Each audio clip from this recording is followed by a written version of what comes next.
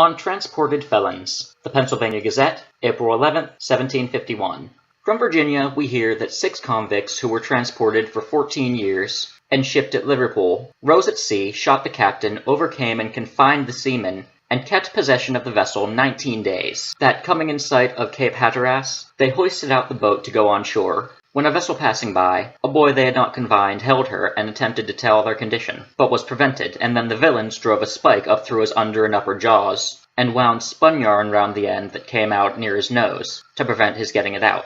They then cut away the sails from the yards, left the ship, and went ashore. But a New England sloop coming by soon after, and seeing a ship driving in the sea in that manner, boarded her, found things as above mentioned, and carried her into North Carolina, from whence a hue and cry went after the villains who had strolled along to Virginia. They were taken at Norfolk, and one of them confessed the fact, upon which they were ordered up, about 2 weeks since, to Williamsburg, for trial as pirates. From Maryland we hear that a convict servant, about 3 weeks since, went into his master's house with an axe in his hand, determined to kill his mistress. But changing his purpose on seeing, as he expressed it, how damned innocent she looked, he laid his left hand on a block, cut it off, and threw it at her, saying, "Now make me work if you can." 'Tis said this desperate villain is now begging in Pennsylvania, and 'tis thought has been seen in this city. He pretends to have lost his hand by an accident. The public are therefore cautioned to beware of him. From Bucks County we hear that a convict servant, one John McCaulfield, imported here last fall, has broke open and robbed several houses of goods to a considerable value, but being apprehended at a ferry, is committed to prison. Yesterday the trial of Samuel Saunders for the murder of Simon Girty came on at the Supreme Court, when the jury returned their verdict, manslaughter. When we see our papers filled continually with accounts of most audacious robberies, the most cruel murders, and infinite other villainies perpetrated by convicts transported from Europe, what melancholy, what terrible reflections must it occasion? What will become of our posterity? These are some of thy favours, Britain. Thou art called our mother country, but what good mother ever sent thieves and villains to accompany her children, to corrupt some with their infectious vices and murder the rest? What father ever endeavoured to spread the plague in his family? We do not ask fish, but thou givest us serpents. And worse than serpents, in what can Britons show a more sovereign contempt for us than by emptying their jails into our settlements, unless they would likewise empty their jakes on our tables? What must we think of that bastard, which has advised the repeal of every law we have hitherto made to prevent this deluge of wickedness overwhelming us? And with this cruel sarcasm, that these laws were against the public utility, for they tended to prevent the improvement and well-peopling of the colonies. And what must we think of those merchants, who, for the sake of a little paltry gain, will be concerned in importing and disposing of these abominable cargoes? Rattlesnakes for Felons. The Pennsylvania Gazette, May 9, 1751. To the printers of the Gazette. By a passage in one of your late papers, I understand that the government at home will not suffer our mistaken assemblies to make any law for preventing or discouraging the importation of convicts from Great Britain, for this kind reason, that such laws are against the public utility as they tend to prevent the improvement and well-peopling of the colonies. Such a tender parental concern in our mother country for the welfare of her children calls aloud for the highest returns of gratitude and duty. This everyone must be sensible of. But 'tis said that in our present circumstances it is absolutely impossible for us to make such as are adequate to the favour. I own it, but nevertheless let us do our endeavour. 'Tis something to show a grateful disposition. In some of the uninhabited parts of these provinces there are numbers of these venomous reptiles we call rattlesnakes, felons convict from the beginning of the world. These, whenever we meet with them, we put to death by virtue of an old law, "Thou shalt bruise his head." But as this is a sanguinary law, and may seem too cruel, and as however mischievous those creatures are with us, they may possibly change their natures, if they were to change the climate, I would humbly propose that this general sentence of death be changed for transportation. In the spring of the year, when they first creep out of their holes, they are feeble, heavy, slow, and easily taken, and if a small bounty were allowed per head, some thousands might be collected annually and transported to Britain. There I would propose to have them carefully distributed in St. James's Park, in the Spring Gardens, and other places of pleasure about London, in the gardens of all the nobility and gentry throughout the nation, but particularly in the gardens of the prime ministers, the lords of trade, and members of Parliament, for to them we are most particularly obliged. There is no human scheme so perfect but some inconveniences may be objected to it. Yet when the conveniences far exceed, the scheme is judged rational, and fit to be executed. Thus, inconveniences have been objected to that good and wise Act of Parliament by virtue of which all the Newgates and dungeons in Britain are emptied into the colonies. It has been said that these thieves and villains introduced among us spoil the morals of youth in the neighborhoods that entertain them, and perpetrate many horrid crimes. But let not private interests obstruct public utility. Our mother knows what is best for us. What is a little housebreaking, shoplifting, or highway robbing?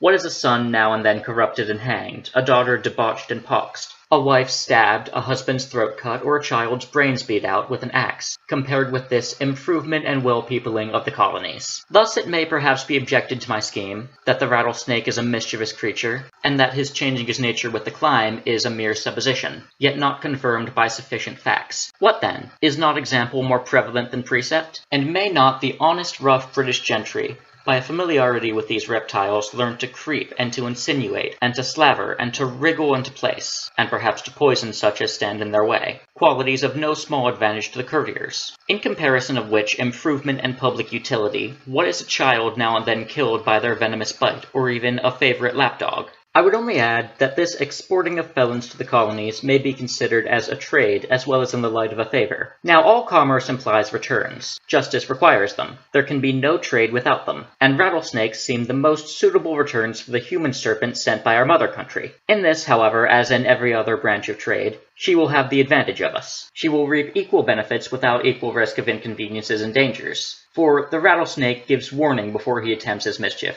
which the convict does not. I am, yours, etc., Americans. The Pennsylvania Gazette.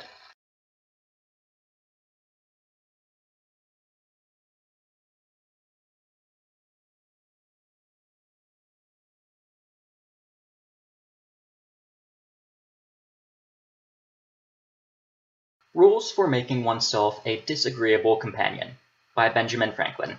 Published November 1750. Rules by the observation of which a man of wit and learning may nevertheless make himself a disagreeable companion. Your business is to shine. Therefore you must by all means prevent the shining of others, for their brightness may make yours less distinguished. To this end, if possible, engross the whole discourse. And when other matter fails, talk much of yourself, your education, your knowledge, your circumstances, your success in business, your victories and disputes, your own wise sayings and observations on particular occasions, etc., etc., etc. If, when you are out of breath, one of the company should seize the opportunity of saying something, watch his words, and, if possible, find somewhat either in his sentiment or expression immediately to contradict and raise a dispute upon. Rather than fail, criticize even his grammar. If another should be saying an indisputably good thing, either give no attention to it or interrupt him, or draw away the attention of others. Or, if you can guess what he would be at, be quick to say it before him. Or, if he gets it said, and you perceive the company pleased with it, own it to be a good thing, and withal remark that it had been said by Bacon, Locke, Bale, or some other eminent writer. Thus you deprive him of the reputation he might have gained by it, and gain some yourself, as you hereby show your great reading and memory. When modest men have been thus treated by you a few times, they will choose ever after to be silent in your company. Then you may shine on without fear of a rival, rallying them at the same time for their dullness, which will be to you a new fund of wit. Thus you will be sure to please yourself. The polite man aims at pleasing others, but you shall go beyond him even in that. A man can be present only in one company, but may at the same time be absent in 20. He can please only where he is, you wherever you are not.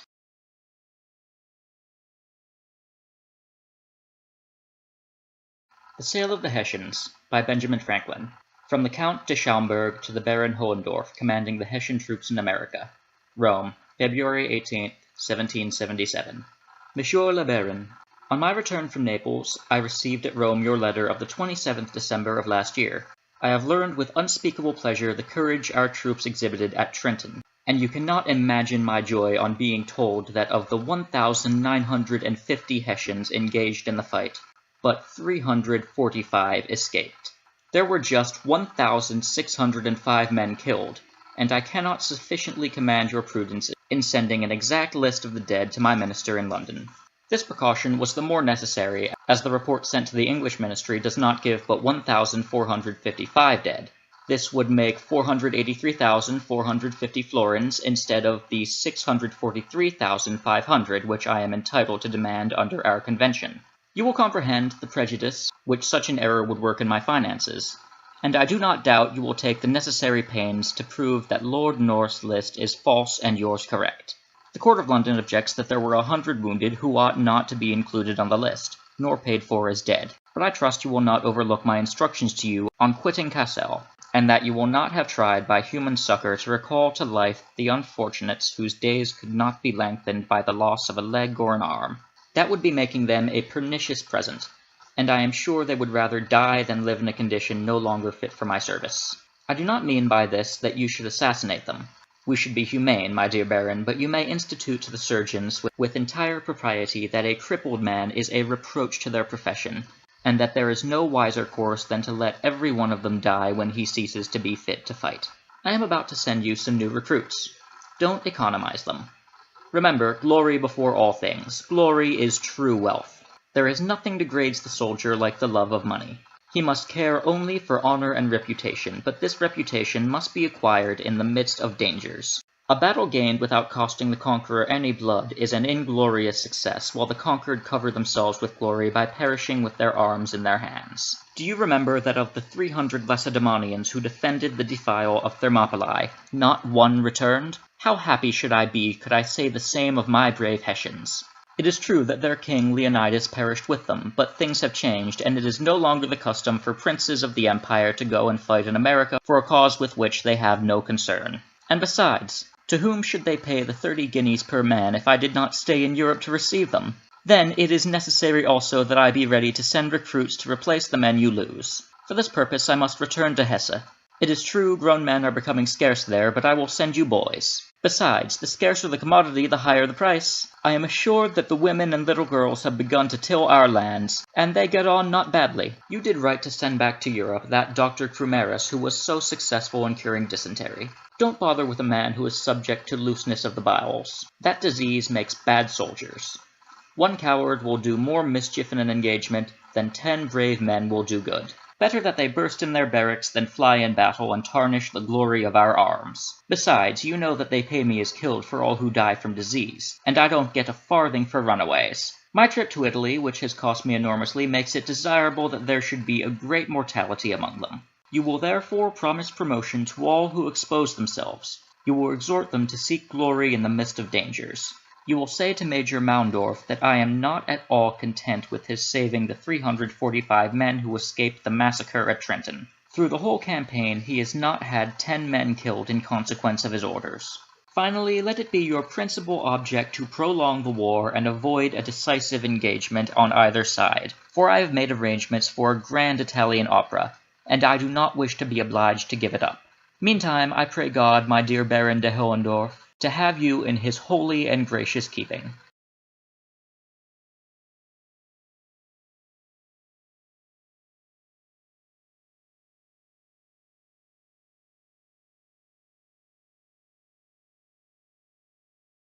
The Way to Wealth by Benjamin Franklin, under the pen name Richard Saunders, as clearly shown in the preface of an old Pennsylvania almanac entitled Poor Richard Improved. Courteous reader, I have heard that nothing gives an author so great pleasure as to find his works respectfully quoted by others. Judge then how much I must have been gratified by an incident I am going to relate to you. I stopped my horse lately where a great number of people were collected at an auction of merchants' goods. The hour of the sale not being come, they were conversing on the badness of the times, and one of the company called to a plain, clean old man with white locks, "Pray, Father Abraham, what think you of these times? Will not these heavy taxes quite ruin the country? How shall we ever be able to pay them? What would you advise us to?" Father Abraham stood up and replied, "If you would have my advice, I will give it to you in short. For a word to the wise is enough, as poor Richard says." They joined in desiring him to speak his mind, and gathering round him, he proceeded as follows. "Friends," said he, "the taxes are indeed very heavy, and if those laid on by the government were the only ones we had to pay, we might more easily discharge them. But we have many others, and much more grievous to some of us. We are taxed twice as much by our idleness, 3 times as much by our pride, and 4 times as much by our folly. And from these taxes the commissioners cannot ease or deliver us by allowing an abatement. However, let us hearken to good advice, and something may be done for us. God helps them that help themselves, as poor Richard says. 1. It would be thought a hard government that should tax its people 1/10 part of their time, to be employed in its service. But idleness taxes many of us much more. Sloth, by bringing on diseases, absolutely shortens life. Sloth, like rust, consumes faster than labor wears. Well, the used key is always bright, as Poor Richard says. But dost thou love life? Then do not squander time, for that is the stuff life is made of, as Poor Richard says. How much more than is necessary do we spend in sleep, forgetting that the sleeping fox catches no poultry, and that there will be sleeping enough in the grave, as Poor Richard says. If time be of all things the most precious, then wasting time must be, as Poor Richard says, the greatest prodigality. Since, as he elsewhere tells us, the lost time is never found again, and what we call time enough always proves little enough, let us then up and be doing, and doing to the purpose. So by diligence shall we do more with less perplexity. Sloth makes all things difficult, but industry all easy. And he that riseth late must trot all day, and shall scarce overtake his business at night, while laziness travels so slowly that poverty soon overtakes him. Drive thy business, let not that drive thee. And early to bed and early to rise makes a man healthy, wealthy, and wise, as Poor Richard says. So what signifies wishing and hoping for better times? We may make these times better if we bestir ourselves. Industry need not wish, and he that lives upon hopes will die fasting. There are no gains without pains. Then help, hands, for I have no lands. Or, if I have, they are smartly taxed. He that hath a trade hath an estate, and he that hath a calling hath an office of profit and honour, as Poor Richard says. But then the trade must be worked at, and the calling followed, or neither the estate nor the office will enable us to pay our taxes. If we are industrious, we shall never starve. For at the working man's house hunger looks in, and dares not enter. Nor will the bailiff or the constable enter, for industry pays debts, while despair increaseth them. What though you have found no treasure, nor has any rich relation left you a legacy? Diligence is the mother of good luck, and God gives all things to industry. Then plough deep while sluggards sleep, and you shall have corn to sell and to keep. Work while it is called today, for you know not how much you may be hindered tomorrow. One today is worth 2 tomorrows, as Poor Richard says, and further, never leave that till tomorrow which you can do today. If you were a servant, would you not be ashamed that a good master should catch you idle? Are you then your own master? Be ashamed to catch yourself idle, when there is so much to be done for yourself, your family, your country, and your king. Handle your tools without mittens. Remember that the cat in gloves catches no mice, as Poor Richard says. It is true there is much to be done, and perhaps you are weak-handed, but stick to it steadily and you will see great effects, for constant dropping wears away stones. And by diligence and patience the mouse ate in two the cable, and little strokes fell great oaks. Methinks I hear some of you say, must a man afford himself no leisure? I will tell thee, my friend, what Poor Richard says, employ thy time well, if thou meanest to gain leisure. And since thou art not sure of a minute, throw not away an hour. Leisure is time for doing something useful. This leisure the diligent man will obtain, but the lazy man never. For a life of leisure and a life of laziness are two things. Many, without labor, would live by their wits only, but they break for want of stock, whereas industry gives comfort and plenty and respect. Fly pleasures, and they will follow you. The diligent spinner has a large shift, and now I have a sheep and a cow. Everybody bids me good morrow. 2. But with our industry we must likewise be steady, settled, and careful, and oversee our own affairs, with our own eyes, and not trust too much to others, for, as Poor Richard says, I never saw an oft-removed tree, nor yet an oft-removed family, that throve so well as those that settled be. And again, 3 removes are as bad as a fire. And again, keep thy shop, and thy shop will keep thee. And again, if you would have your business done, go, if not, send. And again, he that by the plough would thrive, himself must either hold or drive. And again, the eye of a master will do more work than both his hands. And again, want of care does us more damage than want of knowledge. And again, not to oversee workmen is to leave them your purse open. Trusting too much to others' care is the ruin of many, for in the affairs of this world men are saved not by faith, but by the want of it. But a man's own care is profitable, for if you would have a faithful servant, and one that you like, serve yourself. A little neglect may breed great mischief. For want of a nail the shoe was lost, for want of a shoe the horse was lost, and for want of a horse the rider was lost, being overtaken and slain by the enemy, all for want of a little care about a horseshoe nail. 3. So much for industry, my friends, and attention to one's own business. But to these we must add frugality. If we would make our industry more certainly successful, a man may, if he knows not how to save as he gets, keep his nose all his life to the grindstone, and die not worth a groat at last. A fat kitchen makes a lean will, and many estates are spent in the getting, since women for tea forsook spinning and knitting, and men for punch forsook hewing and splitting. If you would be wealthy, think of saving as well as of getting. The Indies have not made Spain rich, because her outgoes are greater than her incomes. Away then with your expensive follies, and you will not then have so much cause to complain of hard times, heavy taxes, and chargeable families, for women and wine, game and deceit, make the wealth small and the want great. And further, what maintains one vice would bring up two children. You may think perhaps that a little tea or a little punch now and then, diet a little more costly, clothes a little finer, and a little entertainment now and then, can be no great matter, but remember, many a little makes a mickle. Beware of little expenses. A small leak will sink a great ship, as Poor Richard says, and again, who dainties love shall beggars trove. And moreover, fools make feasts, and wise men eat them. Here you are, all gathered together at this sale of fineries and knickknacks. You call them goods, but if you do not take care, they will prove evils to some of you. You expect they will be sold cheap, and perhaps they may for less than they cost. But if you have no occasion for them, they must be dear to you. Remember what Poor Richard says, buy what thou hast no need of, and ere long thou shalt sell thy necessaries. And again, at a great pennyworth, pause a while. He means that perhaps the cheapness is apparent only, and not real, or the bargain, by straightening thee in thy business, may do thee more harm than good. For in another place he says, many have been ruined by buying good pennyworths. And again, it is foolish to lay out money in a purchase of repentance, and yet this folly is practised every day at auctions, for want of minding the almanac. Many a one, for the sake of finery on the back, have gone with a hungry belly, and half starved their families. Silks and satins, scarlets and velvets, put out the kitchen fire, as Poor Richard says. These are not the necessaries of life. They can scarcely be called the conveniences, and yet, only because they look pretty, how many want to have them? By these, and other extravagances, the genteel are reduced to poverty, and forced to borrow of those whom they formerly despised, but who, through industry and frugality, have maintained their standing. In which case it appears plainly that a ploughman on his legs is higher than a gentleman on his knees, as Poor Richard says. Perhaps they have had a small estate left them, which they knew not the getting of. They think it is day and will never be night, that a little to be spent out of so much is not worth minding, but always taking out of the meal tub and never putting in soon comes to the bottom, as Poor Richard says, and then, when the well is dry, they know the worth of water. But this they might have known before if they had taken his advice. If you would know the value of money, go and try to borrow some, for he that goes a-borrowing goes a-sorrowing, as Poor Richard says, and indeed so does he that lends to such people, when he goes to get it again. Poor Dick further advises and says, fond pride of dress is sure a very curse. Ere fancy you consult your purse.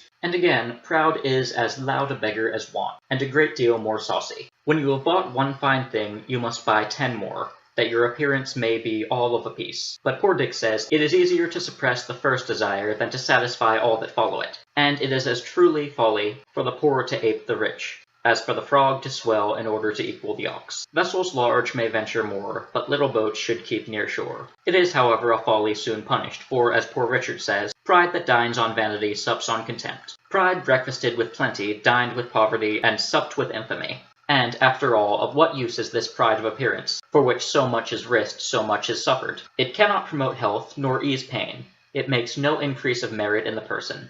It creates envy. It hastens misfortune. But what madness must it be to run in debt for these superfluities? We are offered by the terms of this sale 6 months' credit, and that perhaps has induced some of us to attend it, because we cannot spare the ready money and hope now to be fine without it. But think what you do when you run in debt. You give to another power over your liberty. If you cannot pay at the time, you will be ashamed to see your creditor. You will be in fear when you speak to him. You will make poor, pitiful, sneaking excuses, and by degrees come to lose your veracity, and sink into base, downright lying. For the second vice is lying, the first is running in debt, as Poor Richard says, and again, to the same purpose, lying rides upon debt's back. Whereas a freeborn Englishman ought not to be ashamed nor afraid to see or speak to any man living.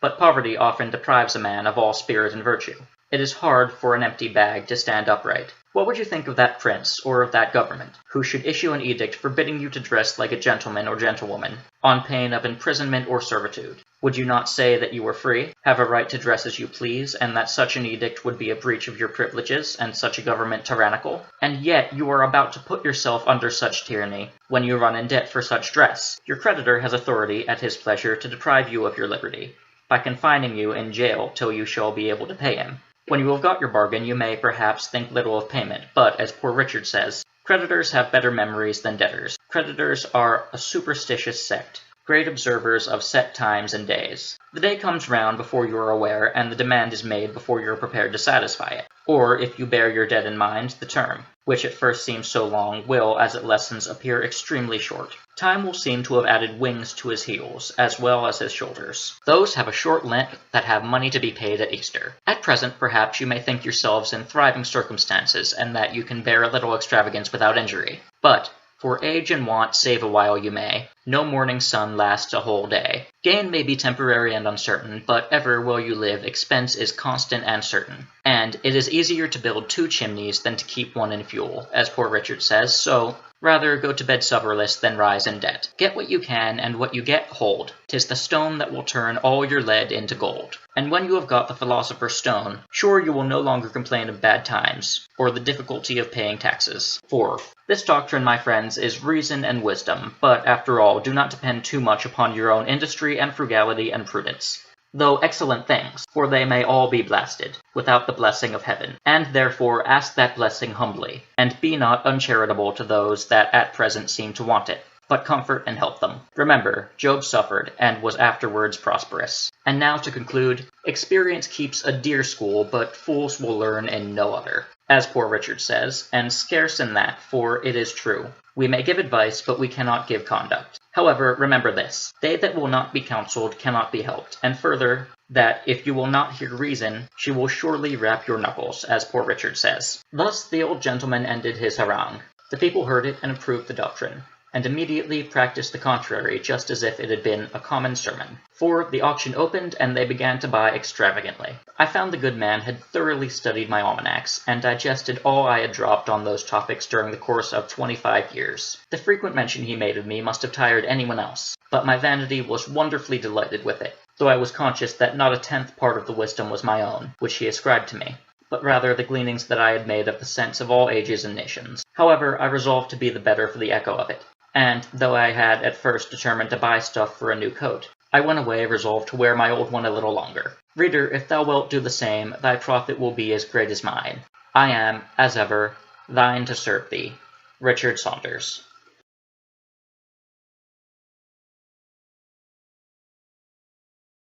Benjamin Franklin's letter to David Hartley, October 1775. I wish as ardently as you can do for peace, and should rejoice exceedingly in cooperating with you to that end. But every ship from Britain brings some intelligence of new measures that tend more and more to exacerbate, and it seems to me that until you've found by dear experience the reducing us by force impracticable, you will think of nothing fair and reasonable. We have as yet resolved only on defensive measures. If you would recall your forces and stay at home, we should meditate nothing to injure you. A little time so given for cooling on both sides would have excellent effects, but you will goad and provoke us. You despise us too much, and you are insensible of the Italian adage, that there is no little enemy. I am persuaded the body of the British people are our friends, but they are changeable, and by your lying gazettes may soon be made our enemies. Our respect for them will proportionately diminish, and I see clearly we are on the high road to mutual enmity, hatred, and detestation. A separation will of course be inevitable.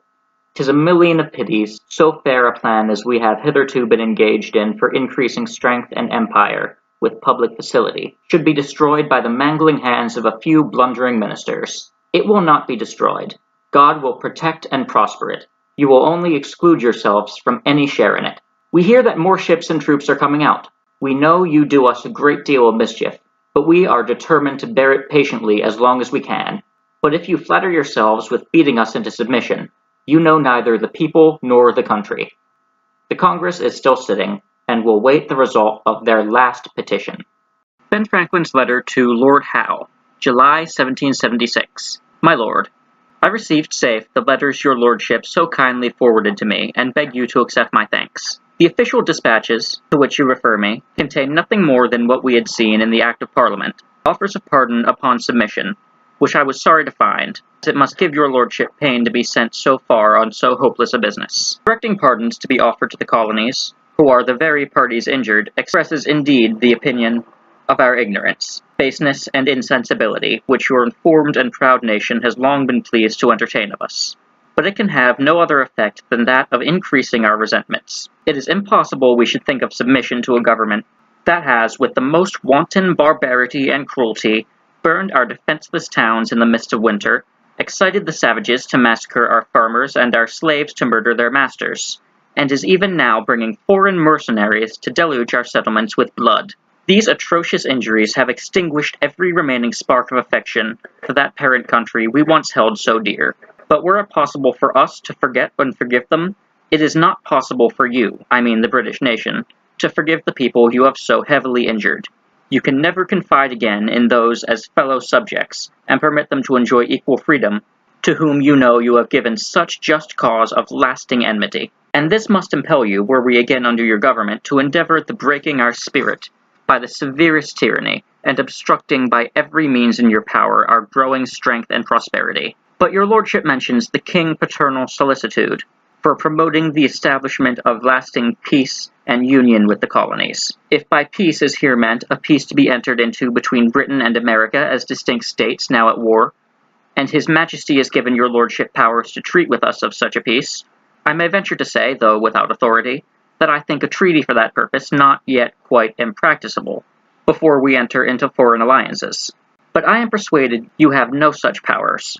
Your nation, though by punishing those American governors who have created and fomented the discord, rebuilding our burnt towns, and repairing as far as possible the mischiefs done us, she might recover a great share of our regard, and the greatest part of our growing commerce, with all the advantages of that additional strength to be derived from a friendship with us. I know too well her abounding pride and deficient wisdom to believe she will ever take such salutary measures. Her fondness for conquest as a warlike nation, her lust of dominion as an ambitious one, and her thirst for a gainful monopoly as a commercial one, none of them legitimate causes of war, will all join to hide from her eyes every view of her true interests, and continually goad her on in these ruinous distant expeditions, so destructive of both lives and of treasure, that they must prove as pernicious to her in the end as the Crusades formerly were to most of the nations of Europe.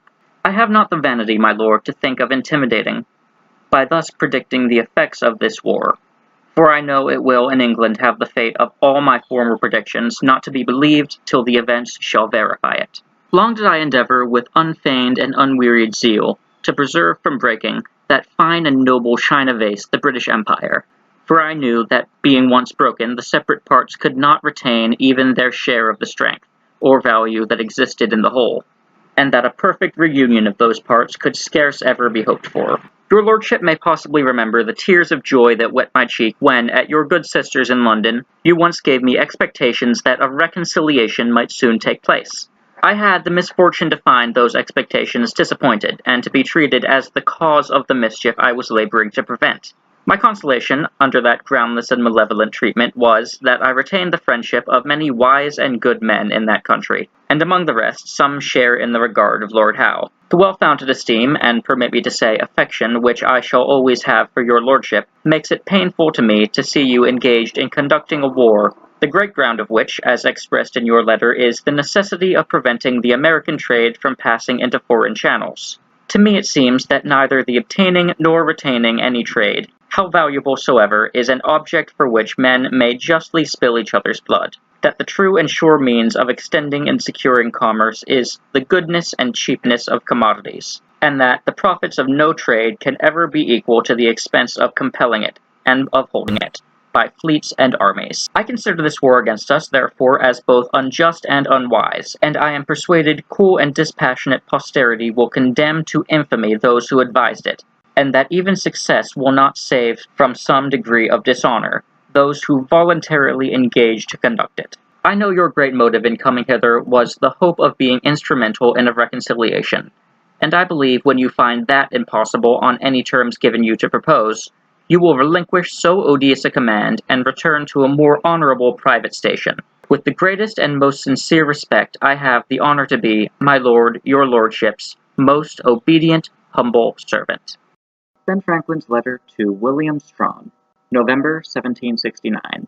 Dear Sir, being just returned to town from a little excursion, I find yours of the 22nd containing a number of queries that would require a pamphlet to answer them fully. You, however, desire only brief answers, which I shall endeavour to give you. Previous to your queries, you tell me that you apprehend His Majesty's servants have now in contemplation First, to relieve the colonies from the taxes complained of, and secondly, to preserve the honor, the dignity, and the supremacy of the British legislature over all His Majesty's dominions. I hope your information is good, and that what you suppose to be in contemplation will be carried into the execution, by repealing all the laws that have been made for raising a revenue in America by authority of the Parliament, without the consent of the people there. The honor and dignity of the British legislature will not be hurt by such an act of justice and wisdom. The wisest counsels are liable to be misled, especially in matters remote from their inspection. It is the persisting in an error, not the correcting it, that lessens the honor of any man or body of men. The supremacy of that legislature, I believe, will be best preserved by making a very sparing use of it, never but for the evident good of the colonies themselves, or of the whole British Empire, never for the partial advantage of Britain to their prejudice. By such prudent conduct, I imagine that supremacy may be gradually strengthened and in time fully established, but otherwise I apprehend it will be disputed and lost in the dispute. At present, the colonies consent and submit to it for the regulation of general commerce, but a submission to acts of Parliament was no part of their original constitution. Your first question is, will not a repeal of all the duties that on tea accepted, which was before paid here on exportation, and of course no new imposition, fully satisfy the colonists? I think not.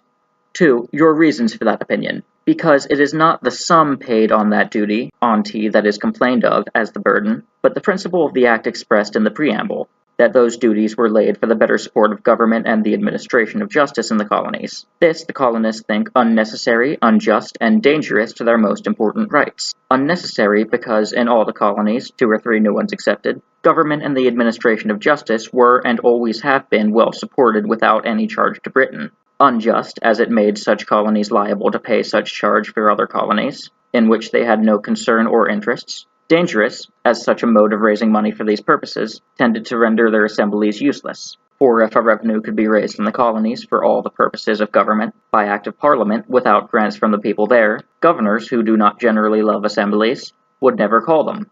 They would be laid aside, and when nothing should depend upon the people's goodwill to government, their rights would be trampled on. They would be treated with contempt. Another reason why I think they would not be satisfied with such a partial repeal is that their agreements not to import till the repeal takes place include the whole, which shows that they object to the whole, and those agreements will continue binding on them if the whole is not repealed. 4. Your reasons for that opinion? Other methods have been tried. They have been rebuked in angry letters. Their petitions have been refused or rejected by Parliament. They have been threatened with the punishments of treason by resolves of both houses. Their assemblies have been resolved and troops have been sent among them. But all these ways have only exasperated their minds and widened the breach. Their agreements to use no more British manufactures have been strengthened, and these measures, instead of composing differences and promoting a good correspondence, have almost annihilated your commerce with these countries, and greatly endangered the national peace and general welfare. 5. If this last method is deemed by the legislature and His Majesty's ministers to be repugnant to their duty as guardians of the just rights of the Crown, and of their fellow subjects, can you suggest any other way of terminating these disputes, consistent with the ideas of justice and propriety conceived by the King's subjects on both sides of the Atlantic? A. I do not see how that method can be deemed repugnant to the rights of the Crown. If the Americans are put into their former situation, it must be by an act of Parliament, in the passing of which by the King, the rights of the Crown are exercised, not infringed. It is indifferent to the Crown whether the aids received from America are granted by Parliament here, or by the assemblies there, provided the quantum be the same, and it is my opinion more will generally be granted there voluntarily than can ever be exacted and collected from thence by authority of Parliament. As to the rights of fellow subjects, I suppose you mean the people of Britain, I cannot conceive how they will be infringed by that method. They will still enjoy the right of granting their own money, and may still, if it pleases them, keep their claim to the right of granting ours, a right they can never exercise properly, for want of sufficient knowledge of us, our circumstances and abilities, to say nothing of the little likelihood there is that we should ever submit to it. Therefore, a right that can be of no good use to them, and we shall continue to enjoy, in fact, the right of granting our own money, with the opinion now universally prevailing among us, that we are free subjects of the King, and that fellow subjects of one part of his dominions are not sovereign over fellow subjects of any other part. If the subjects on the different sides of the Atlantic have different and opposite ideas of justice or propriety, no one method can possibly be consistent with both. The best will be to let each enjoy their own opinions, without disturbing them when they do not interfere with the common good. 6. And if this method were actually followed, do you not think it would encourage the violent and factious part of the colonists to aim at still further concessions from the mother country? A. I do not think it would. There may be a few among them that deserve the name of factious and violent, as there are in all countries. But these would have little influence if the great majority of sober, reasonable people were satisfied. If any colony should happen to think that some of your regulations of trade are inconvenient to the general interest of the empire, or prejudicial to them without being beneficial to you, they will state these matters to the Parliament in petitions as heretofore, but will, I believe, take no violent steps to obtain what they may hope for in time from the wisdom of government here. I know of nothing else they can have in view. The notion that prevails here of their being desirous of setting up a kingdom or commonwealth of their own is to my certain knowledge entirely groundless. I therefore think that a total repeal of all duties laid expressly for the purpose of raising a revenue on the people of America, without their consent, the present uneasiness would subside. The agreements not to import would be dissolved, and the commerce flourish as heretofore. And I am confirmed in this sentiment by all the letters I have received from America, and by the opinion of all the sensible people who have lately come from thence, crown officers excepted. I know indeed that the people of Boston are grievously offended by the quartering of troops among them, as they think contrary to law, and are very angry with the Board of Commissioners to have calumniated them to government. But as I suppose withdrawing of those troops may be a consequence of reconciliating measures taking place, and that the Commission also will either be dissolved if found useless, or filled with more temperate and prudent men if still deemed useful and necessary, I do not imagine these particulars will prevent a return of the harmony so much to be wished. 7.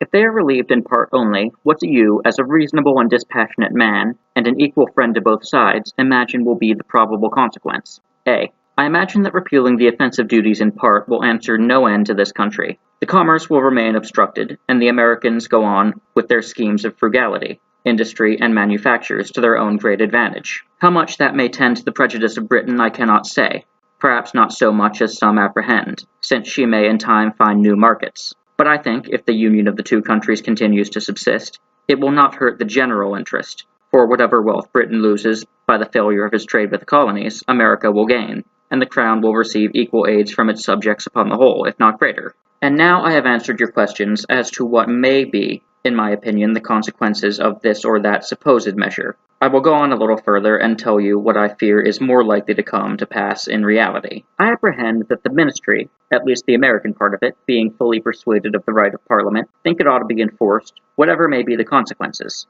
and at the same time do not believe there is even now any abatement of the trade between the two countries on account of these disputes, or that if there is, it is small and cannot long continue. They are assured by the Crown officers in America that manufactures are impossible there, that the discontented are few, and persons of little consequence, that almost all the people of property and importance are satisfied, and disposed to submit quietly to the taxing power of Parliament, and that if the revenue acts are continued, those duties only that are called anti-commercial being repealed, and others perhaps laid in their stead, that power will ere long be patiently submitted to, and the agreements not to import be broken when they are found to produce no change of measures here. From these and similar misinformations, which seem to be credited, I think it likely that no thorough redress of grievances will be afforded to America this session. This may inflame matters still more in that country. Further rash measures there may create more resentment here, and that may produce not merely ill-advised and useless dissolutions of their assemblies, as last year, but attempts to dissolve their constitutions.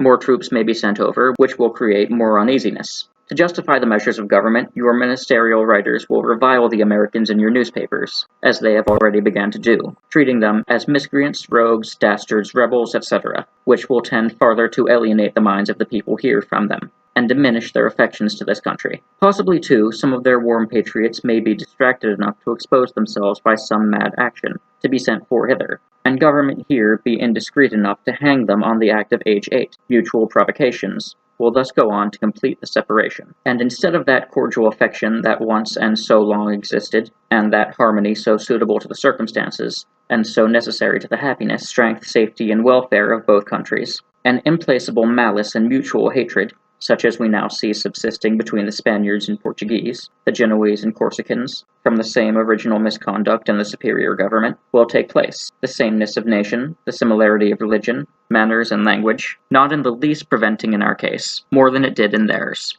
I hope, however, that this may all prove false prophecy, and that you and I may live to see as sincere and perfect a friendship established between our respective countries, as has so many years subsisted between Mr. Strawn and his truly affectionate friend.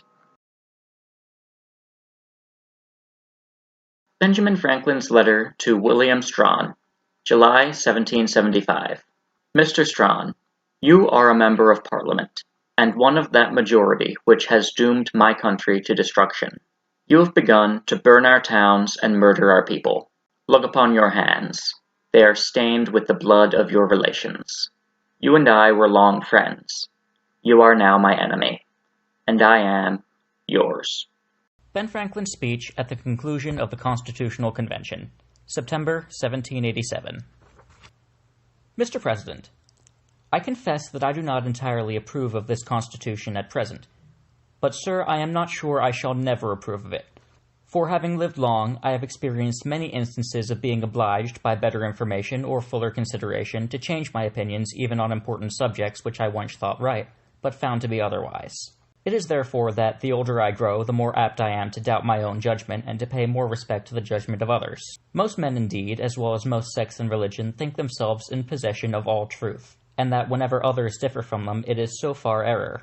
Steele, a Protestant, in a dedication tells the Pope that the only difference between the two churches, in their opinions of the certainty of their doctrine, is the Romish Church is infallible, and the Church of England is never in the wrong. But though many private persons think almost as highly of their own infallibility as that of their sect, few express it so naturally as a certain French lady who, in a little dispute with her sister, said, "I don't know how it happens, sister, but I meet with nobody but myself who is always in the right." In these sentiments, sir, I agree with this Constitution with all its faults, if they are such, because I think a general government necessary for us, and there is no form of government but what might be a blessing if well administered. And I believe further that this is likely to be well administered for a course of years, and can only end in desertion as other forms have done before it, when the people shall become so corrupted as to need despotic government, being incapable of any other.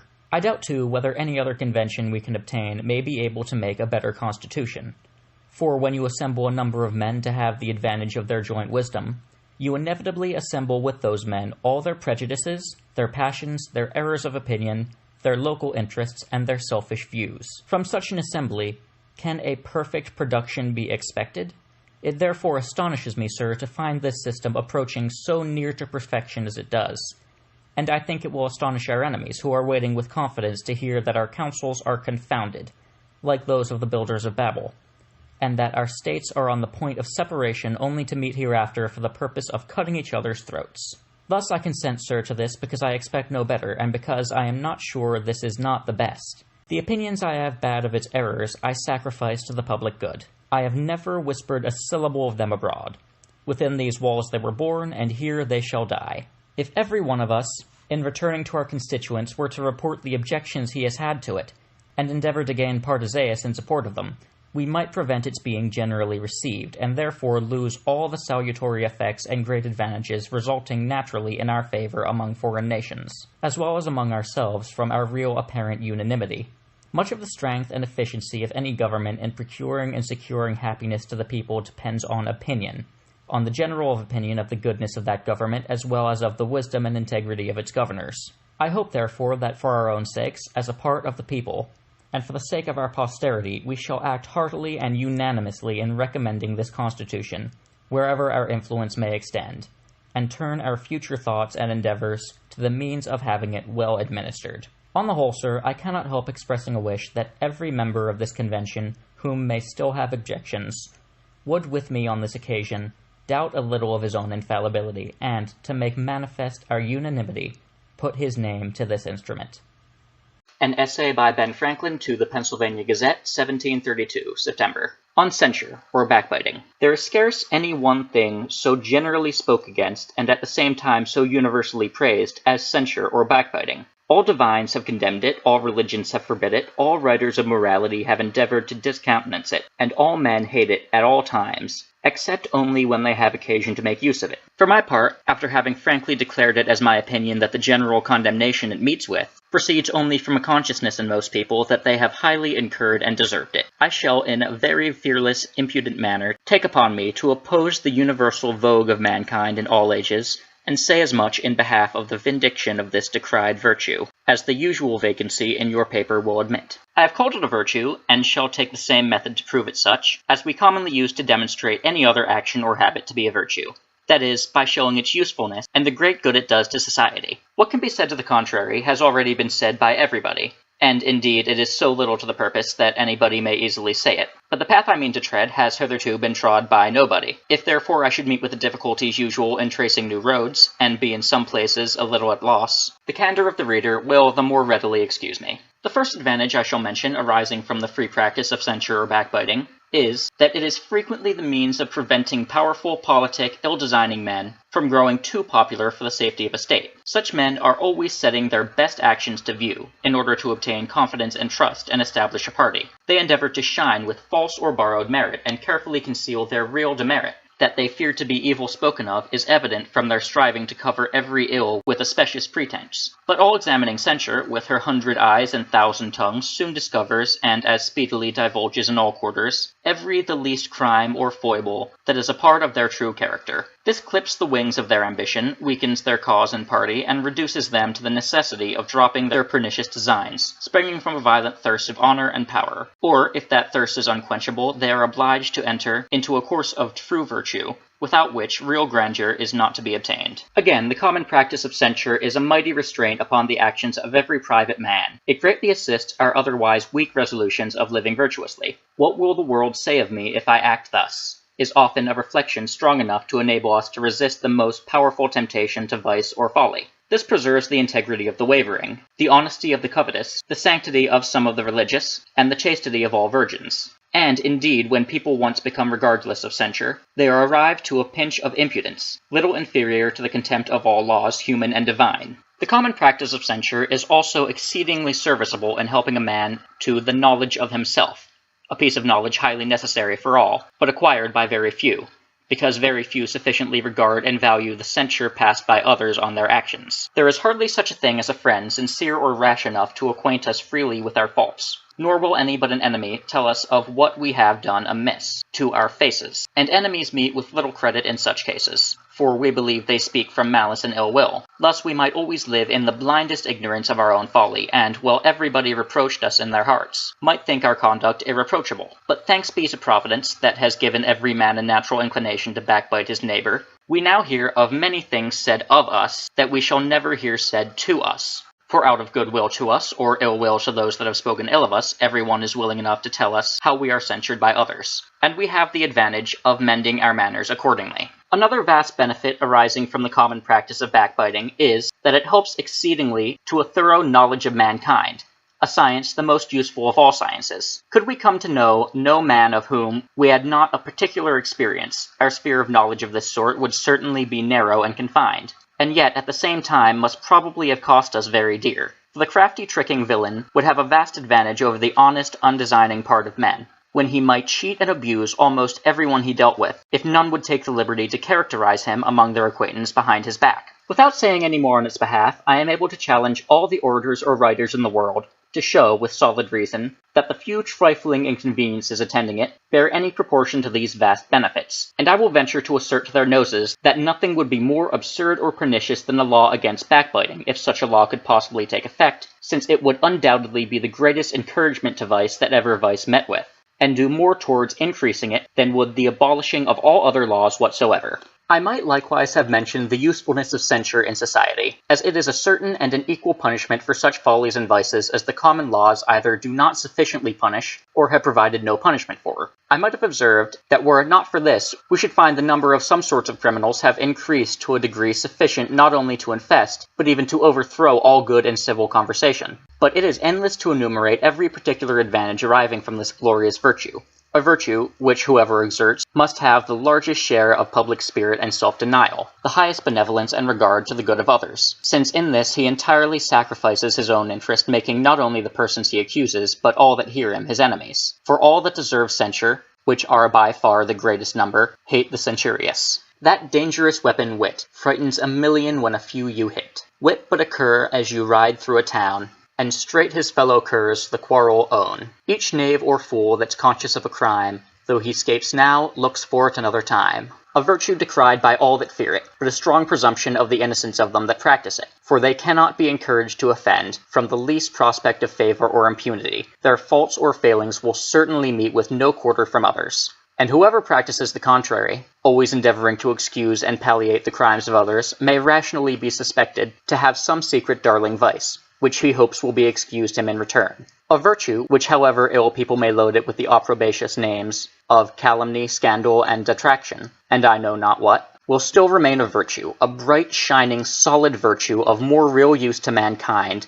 than all the other virtues put together, and indeed is the mother of the protectress of them all, as well as the enemy, the destructress of all kinds of vice. A virtue innately, necessarily, and essentially so. But, dear reader, large folio volumes closely written would scarce be sufficient to contain all the praises due to it. I shall offer you at present only one more convincing argument in its behalf, that you would not have had the satisfaction of seeing this discourse so agreeably short as I shall make it, were it not for the just fear I have of incurring your censure, should I continue to be troublesome by exceeding it to a greater length.